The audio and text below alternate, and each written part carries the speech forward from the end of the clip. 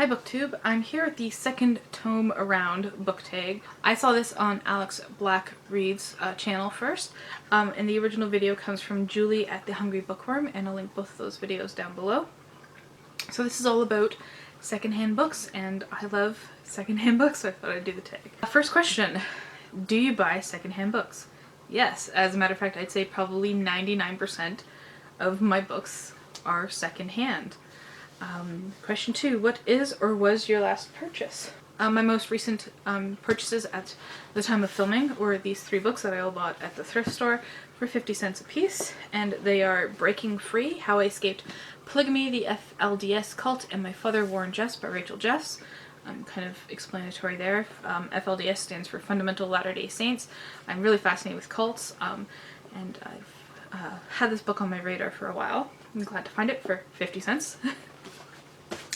Then I got Cinnamon Gardens by Shyam Salvadori, and this is a Sri Lankan novel set in the 1920s about family. And then I got The Tree Bride by Bharati Mukherjee, and this is about a woman tracing back her history in India to her great-great-aunt who married a tree and became a freedom fighter.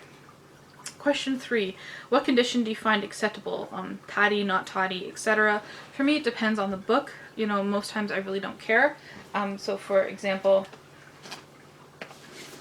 this copy of Cinnamon Gardens that I just showed you, it has all the pages, but the back part is kind of detached from the rest, but all the pages are there.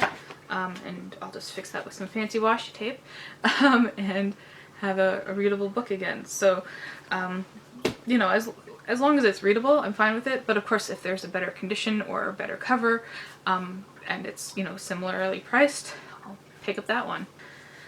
I also love books that have writing in them from previous owners. I think that's such a fascinating thing to see, you know, kind of get a story of the book.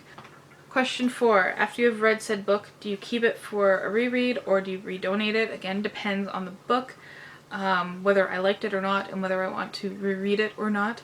I usually hoard up books and then donate them all to this giant book sale that happens a few towns over. But I have also been known to actually throw a book in the recycling because I don't think anyone should read it. Should have to kind of suffer through reading it like I did. Yes. So I have been known to throw books in the garbage. Number 5, do you have a favorite place where you like to go when looking for secondhand books? Thrift stores in my town are actually great. Books are anywhere from like 50 cents to $2. I think the most I paid for a book was $3 at one of them. And they even have times where you can like fill a bag for $2, or it's 50% off, so it's 25 cents instead of 50 cents for a book. There's also a great website I'd like to talk about called Bookfinder. I'm not sponsored, I just really like this website. And that's what I use if I'm looking for a specific book, because what they do is they go through all the typical book sites, you know, Amazon, Thrift Books, Abe Books, eBay. I think even saw like Chapters Indigo on there at one point. You know, anywhere where you go and buy books online, this website searches for you. And then it creates 2 lists, and one list is for all the used books, and it has the price including shipping from cheapest to more expensive, and then a list of new books from cheapest to most expensive, including shipping. So I go there if I'm looking, I really want a specific book. Number 6, hardback or paperback, do you have a preference? I love hardback, and specifically, I love discarded library books. Hardcover ones that have the plastic cover on it still, so you can see the plastic. I don't know, there's just something about the way it feels in your hands. This is one of my favorite books, by the way, Can You Hear the Night Bird Call by Anita Rao-Badami. And I brought it used at a library book sale because of the cover and because I liked the book. I had a copy of it, but I needed this copy. Yeah, and it was by donation, so I don't even know how much this book cost because I've had a whole lot of books. But as you know, with everyone who buys used books know, you kind of ask yourself, am I going to find this book for this price again? Does it matter if it's paperback or hardback or whatever? You know, this book is in my hands right now and it only costs 50 cents. I should probably pick it up. Number 7, have you found any real gems? Yes, I found many out-of-print books that you normally wouldn't find in a regular bookstore. These all hardcover and even the softcover versions of the Wheel of Time series I found used. The hardcover ones, most of them were actually a gift from someone who worked in a used bookstore, and says, oh, I think you might like these books. And I was like, oh my god, I love this series so much, and I've been wanting to collect it.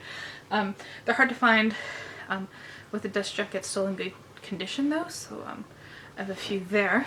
Then I found this beautiful copy of Childe Harold, just this really old copy from 1890s, from the 1890s.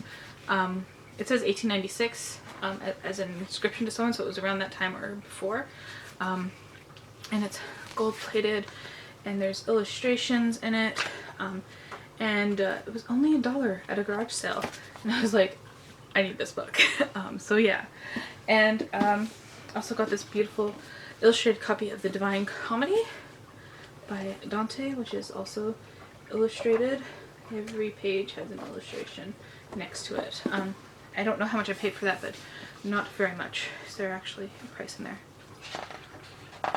No. And my best secondhand find was an out-of-print comic.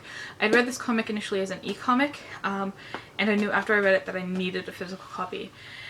And I found one using that Bookfinder website, and the best price was $72, and it was coming from France. And I said, I need it. I need it. So this is like the most expensive book on my shelf. It's The Complete Moon Shadow by John M. DeMatteis and John J. Muth. And I'm never going to spend $70 on a book again, but this was an exception. It is the first ever comic done in watercolor. It is just so beautiful, and I've got to be careful because there's nudity in here.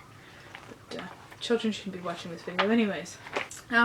An optional question is to find a book from your shelves that you can donate to your local charity or Goodwill. I actually have a book that I've read recently. I've decided I don't want on my shelves. I didn't really enjoy it, and that is Children of Men by P.D. James. And I'll stick it in my pile of stuff to donate. So that's it. That's the second Tome Around tag.